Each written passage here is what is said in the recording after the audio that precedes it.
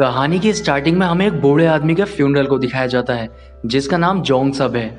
Jong सब एक school का प्रिंसिपल भी रह चुका है। इस बूढ़े आदमी के फ्यूनरल को एक लड़की ऑर्गेनाइज कर रही थी जिसका नाम योनवा है और उसके साथ एक आदमी है जो कि रिपोर्टर है और वो इस बात को कंफर्म करने के लिए आया है कि जॉन सब की मौत कैसे हुई है। दरअसल जॉन सब को कैंसर की बीमारी थी लेकिन उसके मरने की कुछ और ही वजह है। इसके साथ ही जॉन सब ने मरने से पहले अपनी सारी दौलत योनवा के नाम कर दी है और ये रिपोर्टर इस बात को ही कंफर्म करने के लिए आया है।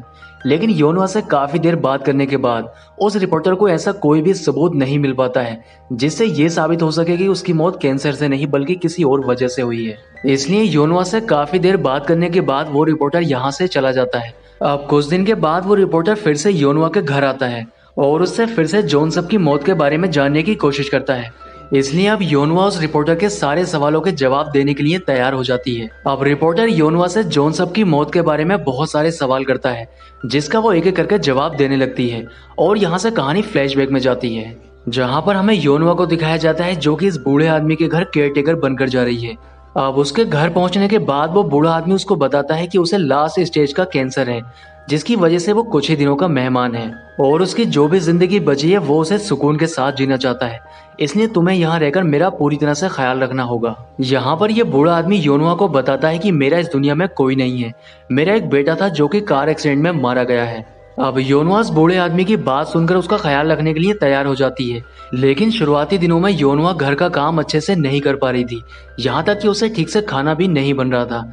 इसलिए वो बूढ़ा आदमी उस पर काफी गुस्सा करने लगता है। अब पूरा दिन काम करने के बाद जब रात को योनवा सोने की कोशिश करती है तब वो बूढ़ा आदमी उसके मुंह पर पानी मारकर उसे जगा देता है क्योंकि वो उसके काम को पसंद नहीं कर रहा था। इसलिए वो उस पर काफी गुस्सा करने लग जाता है।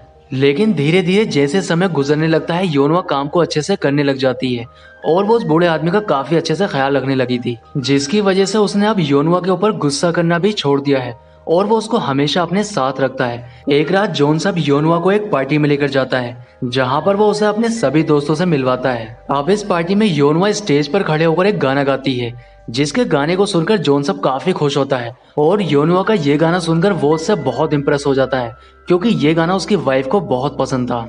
अब घर लौटते समय जॉन सब उससे पूछता है कि आखिर वो इस गाने के बारे में कैसे जानती है। तब योनवा उससे बताती है कि ये गाना मेरे बॉयफ्रेंड को बहुत पसंद था जो कि अब इस दुनिया में नहीं है। आगे सीन में हमें दिखाया जाता है कि योनवा जॉन सब के नाखून काट रही थी। तब वो उससे पूछती है कि आखिर तुम्हारा बेटा कैसा था। तब वो उसको बताने लगता है कि मेरा बेटा तुम्हारी ही जितनी उम्र का था लेकिन एक कार एक्सीडेंट की वजह से उसकी मौत हो गई और वो मुझे हमेशा के लिए छोड़कर चला गया। इसके बाद वो उससे कहता है कि आखिर तुम अपनी जवानी मेरी सेवा में क्यों खराब कर रही हो। तब योनवा उससे सिर्फ यही कहती है कि मैं अपनी किस्मत के रास्ते पर चल रही हूँ। रात को जॉन सब की बहुत ज्यादा तबीयत खराब हो जाती है जिसकी वजह से वो नीचे गिर जाता है लेकिन वो योनवा को बिना आवाज लगाए टेबल पर रखे पानी तक पहुंच जाता है और उसको पी लेता है। अब उसके दरवाजे तक योनवा भी पहुंच जाती है और उसकी तबीयत के बारे में पूछने लगती है लेकिन वो उससे अपने कोट पर आयन करने के लिए कहता है। इसके बाद वो योनवा से कहता है कि तुम्हें फोटोग्राफर की दुकान पर जाकर मेरा फोटो लेकर आना है। इसलिए वो उसकी बात मानते हुए उसका फोटो लेने के लिए चली जाती है लेकिन जॉन सब का फोटो देखकर वो समझ जाती है कि वो खुदकुशी करने वाला है। इसलिए वो दौड़कर घर की तरफ जाने लगती है। अब वो जैसे ही घर पर आती है वो देखती है कि जॉन सब अपने आप को फांसी लगाने की कोशिश कर रहा है। ये देखकर वो बहुत ज्यादा डर जाती है और जॉन सब को फांसी ना लगाने के लिए रिक्वेस्ट करती है। इसलिए जॉन सब भी उसकी बात मान लेता है क्योंकि अब तक उसको ऐसा ही लग रहा था कि उसकी मौत की वजह से किसी को कोई फर्क नहीं पड़ेगा। लेकिन योनवा का इतना प्यार देखकर उसकी सोच बदल जाती है और अब वो यही फैसला करता है कि उसे योनवा के लिए जीना होगा। अब जैसे ही समय गुजरता है योनवा और जॉन सब का बॉन्ड बहुत ज्यादा मजबूत हो चुका था। एक दिन जॉन सब योनवा को अपनी फैमिली की फोटो दिखाने लगता है और जॉन सब योनवा को बताता है कि जिन लोगों ने मुझसे बहुत प्यार किया है वो हमेशा मुझे छोड़कर चले गए हैं। इसलिए अब वो इस बात से बहुत डरा हुआ था कि कहीं योनवा के साथ ऐसा कुछ ना हो जाए। लेकिन वो जॉन सब से कहती है कि मैं हमेशा तुम्हारे साथ रहूंगी। अब अगले दिन जॉन सब योनवा के साथ डॉक्टर से मिलने के लिए जाता है और उससे पूछता है कि आखिर वो कितने दिन और जी सकता है। लेकिन यहाँ पर डॉक्टर उसे चौंकाने वाली बात बताता है। वो उससे कहता है कि उसकी कैंसर की रिपोर्ट में बहुत सारे बदलाव देखने को मिले हैं जिसकी वजह से वो अभी 6 साल और जी सकता है। ये बात सुनकर जॉन सब बहुत खुश हो जाता है क्योंकि उसे एक बहुत लंबी जिंदगी मिल चुकी थी। अब घर लौटते समय वो योनवा का हाथ पकड़ लेता है और उससे कहता है कि ये सब तुम्हारी वजह से ही मुमकिन हुआ है। इसके बाद से वो धीरे धीरे योनवा को पसंद करने लग जाता है आगे सीन में हमें दिखाया जाता है कि जोनसब और योनवा दोनों ही एक रेस्टोरेंट में डिनर कर रहे थे। यहाँ पर जोनसब बहुत ज्यादा शराब पीने लगता है, जिस पर योनवा उससे मना भी करती है। अब घर आने के बाद जोनसब योनवा के साथ जबरदस्ती करने लगता है, लेकिन योनवा उससे ऐसा करने के लिए मना करती है, पर वो उसको बहुत ज्यादा टाइट पकड़ लेता है। इसलिए योनवा उसे धक्का देकर गिरा देती है, जिससे वो बेहोश हो जाता है। इसके बाद कहानी प्रेजेंट में आती है और हमें उस रिपोर्टर को दिखाया जाता है जो कि योनवा के घर से निकल रहा था। ये रिपोर्टर योनवा की बातों से पूरी तरह से सेटिस्फाई नहीं होता है, इसलिए अब ये योनवा के बारे में पता करने लगता है, जहां पर इसे पता चलता है कि योनवा केयर टेकर की जॉब करने से पहले एक रेस्टोरेंट में काम करती थी। इसलिए अब वो फिर से योनवा के घर जाकर उससे इस बारे में पूछने लगता है, लेकिन यहाँ पर उसे एक तस्वीर मिलती है जिसके बारे में वो उससे पता करने लगता है, पर योनवा उससे कुछ भी साफ साफ नहीं बताती है और उसको डिनर के लिए इन्वाइट करने लगती है।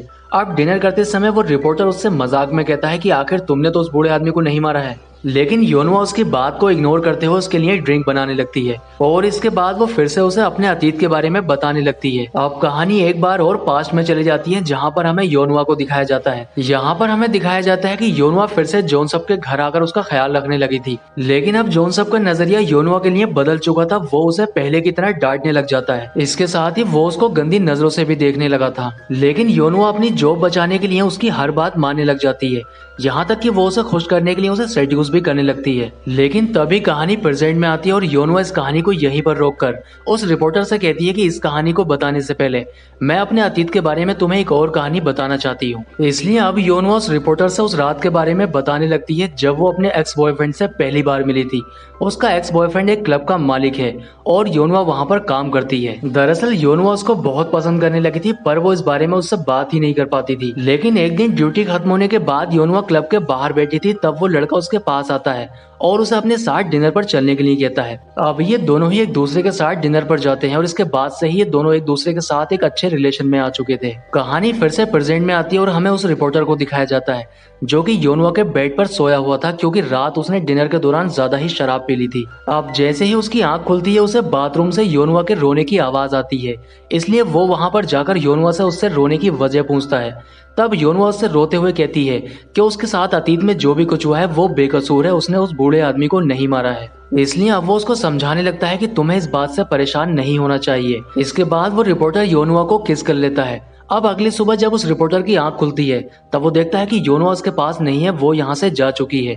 लेकिन यहाँ पर इस रिपोर्टर को एक न्यूज आर्टिकल मिलता है जिसके अंदर योनवा के एक्स बॉयफ्रेंड की तस्वीर थी और उस न्यूज आर्टिकल को पढ़कर उस रिपोर्टर को ये बात समझ आ जाती है कि उसका एक्स बॉयफ्रेंड कोई और नहीं बल्कि उस बूढ़े आदमी का बेटा है और उसकी किसी भी कार एक्सीडेंट में मौत नहीं हुई है बल्कि उसने सुसाइड किया है। इसलिए अब ये रिपोर्टर इस बारे में और ज्यादा जानने की कोशिश करता है। इसके बाद ये एक आदमी से मिलता है जो उसे योनवा के बारे में बताने लगता है। यहाँ पर यह आदमी उससे कहता है कि योनवा उस बूढ़े आदमी की ड्रिंक में हमेशा एक दवाई मिलाती थी, जिससे उस बूढ़े आदमी के अंदर योनवा के लिए फीलिंग आ चुकी थी और वो उसकी तरफ अट्रैक्ट हो रहा था। इसके बाद कहानी फिर से पास्ट में शिफ्ट हो जाती है और हमें जोनसब को दिखाया जाता है जो कि अपनी बियर्ड को शेव कर रहा था। अब जोनसब योनवा के पास आता है जो कि सो रही थी और वो उसके पास आकर उसे रिंग पहना देता है। लेकिन यहाँ पर योनवा की आंख खुल जाती है और वो इस बात से काफी परेशान थी कि आखिर वो ये सब क्या कर रहा है। तब जोनसब उसको बताता है कि वो उसको बहुत पसंद करता है और उससे शादी करना चाहता है, पर योनवा उसके प्रपोजल को ठुकरा देती है और गुस्से में यहाँ से चली जाती है। लेकिन अगले दिन वो फिर से जोनसब के घर आ जाती है और उसे देखकर ऐसा लग रहा था जैसे वो बहुत गुस्से में है। अब वो यहाँ पर आकर उसे एक सच्चाई बताने लगती है।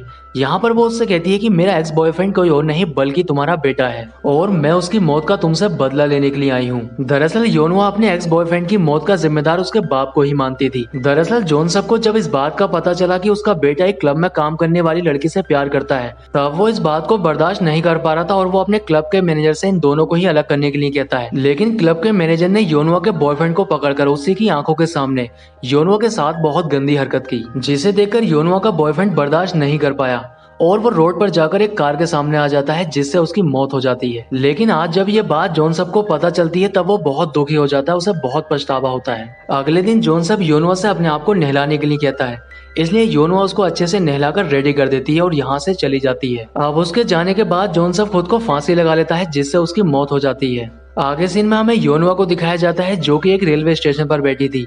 अब यहाँ पर जैसे ही ट्रेन आती है वो भी सुसाइड करने के लिए जाने लगती है। योनुआ जैसे ही ट्रेन के आगे कूदने वाली थी, जॉन सब और उसके बॉयफ्रेंड की आत्मा आकर उसे बचा लेती है। यहाँ पर जॉन सब उससे कहता है कि मैंने तुम्हारे साथ बहुत गलत किया है, लेकिन अब मेरे मन में तुम्हारे लिए कोई नफरत नहीं है। मैंने जो तुम्हारे साथ किया है उसकी सजा मुझे मिल चुकी है। अब जॉन सब उसको बताता है कि मैंने अपनी सारी दौलत तुम्हारे नाम कर दी है, इसलिए अब तुम अपनी जिंदगी अच्छे से जी सकती हो। इसके बाद जॉन सब और उसके बेटे की आत्मा यहाँ से चली जाती है और इसी सीन के साथ मूवी का एंड हो जाता है। दोस्तों, उम्मीद करता हूँ कि आपको कहानी पसंद आई होगी, इसलिए वीडियो को लाइक और चैनल को सब्सक्राइब जरूर करें। तो मैं आपसे मिलता हूँ किसी नेक्स्ट वीडियो में।